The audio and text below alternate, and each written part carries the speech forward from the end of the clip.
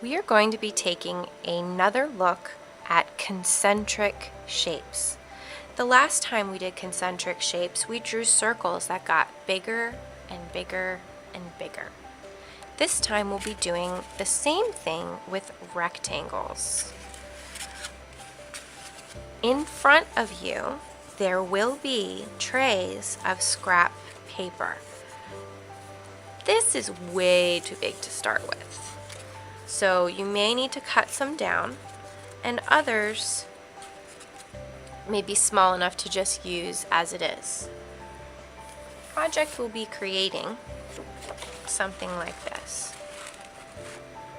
So today we're going to start making these rectangles. You can see that there is a small rectangle, medium, and a big. They all fit inside each other like a concentric shape. I'll start with a really small thin strip. And then I need to find a medium and a large. The first couple times it might be hard to tell the difference. So don't glue anything first. Hold them up and measure. This is definitely thicker than this strip. But I might not be able to find one that's even bigger. This barely fits. I could do that, or I could find one that's a little bit thicker. Yeah, that works. So I have a small, medium, large. Should I glue it in the middle of this giant rectangle? No, that's way too big. These two look about the right size, so I'm going to move it down, and then I can see just how much I need to cut off of the purple. I'm just going to take my scissors and cut one cut all the way up. Could another friend recycle and use this piece for another concentric rectangle? Yes, I'm going to put it back in for someone else to use. Now that I have a small, medium, and large, I'm going to glue them on top of each other like a little sandwich. Then my glue up, turn it up just a little bit. Now, this is a really big space. If I try and glue on this, you can see the glue is going to get all over the table because it's too big. So instead of putting it flat against the paper like that, I'm going to turn my glue at an angle like this. Oops, there you go. So you can see just the edge is going to be touching the paper. And when I run back and forth, it's not going to get all over the table. So don't use it flat, use it at an angle. You kind of draw those little lines up your paper and down your paper. Don't just put a dot in the middle. You want the whole thing to be sticky. Flip it over and rub it down on your rectangle. Then do the same thing on the back of the medium. Go all the way up and over, get all of the edges, and if you need to, turn your glue stick to the side at an angle. Flip it over and place it on top of your large rectangle.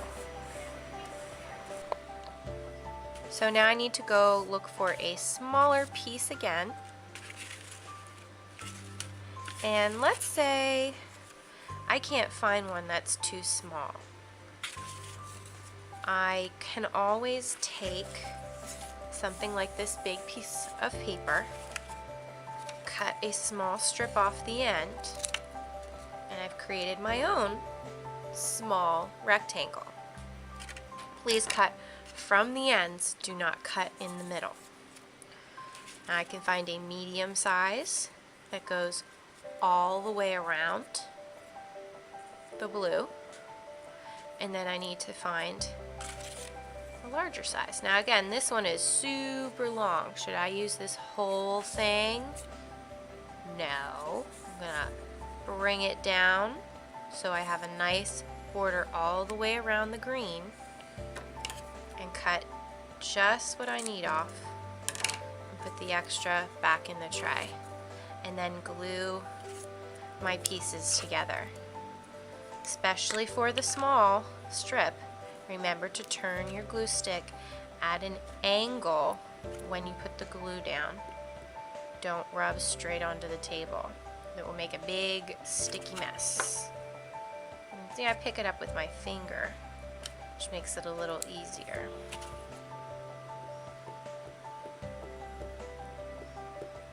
And only one finger gets sticky that way. So, do these look exactly the same? No, and that's okay. We just want small, medium, large rectangles. They can all be different from each other. That's fine. When you're finished, remember to turn your glue down and put the cap on at the end of class when it's time to clean up. One last thing, you will need 10 of these concentric rectangles for this project. So if you've only made 2, is that enough? No, you need 10. 10, and they can be different sizes and shapes as long as there is a small, medium, and large in your rectangle. That's 3 rectangles in every piece.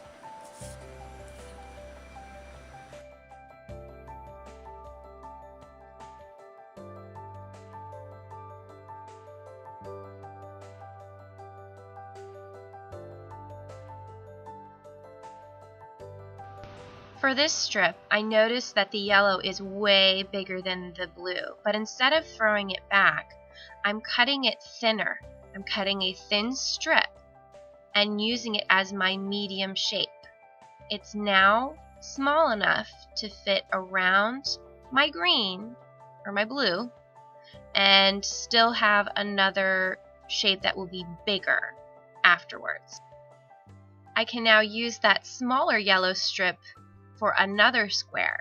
I'm just putting it to the side so I can use it later.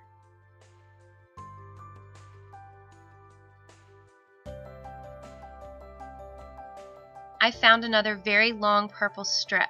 I want to use it behind my green, but it's super big. So I'm holding it up and measuring, deciding how long it needs to be, and cutting the rest off.